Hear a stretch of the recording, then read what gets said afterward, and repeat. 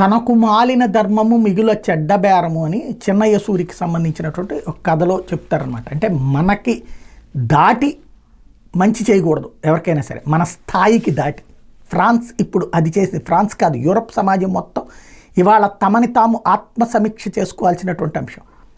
ఒకటి మానవత్వ దృక్పథం, రెండవది చీఫ్ లేబర్ దొరుకుతారన్న ఉద్దేశంతో ఆఫ్రికా దేశాల నుండి, అలాగే ఏదైతే ఈ ఇరాను లేకపోతే పాకిస్తాను, ఆఫ్ఘనిస్తాన్ ఇట్లాంటి దేశాల నుండి వచ్చినటువంటి వాళ్ళకి ఆశ్రయం ఇచ్చింది, శరణార్థులుగా వచ్చినటువంటి వాళ్ళకి. కానీ ఇప్పుడు ఆ శరణార్థులు ఏకు మేకై కూర్చున్నారు. ఇవాళ వాళ్ళని ఫుట్బాల్ ఆడుతున్నారు.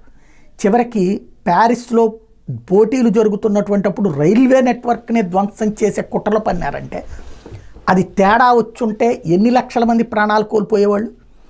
ఈవెన్ అక్కడ దాడులకి పాల్పడుతున్నారంటే పరిస్థితి ఏంటి? ప్యారిస్ పరువు పోయిందా? ప్యారిస్ సుందర స్వరూపం పరువు పోయిందా? చివరికి ప్యారిస్ని కాస్త ఒక మురికివాడగా మార్చేస్తున్నటువంటి పరిస్థితి వచ్చిందా?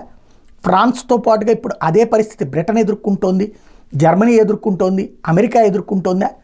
ఇంకా బుద్ధి రాకపోతే రేపొద్దున వీళ్ళ మనుషులు వెళ్ళి ఏ దేశాలలో శరణార్థులుగా ఉండాలో తేల్చుకోవాల్సినటువంటి సందర్భం.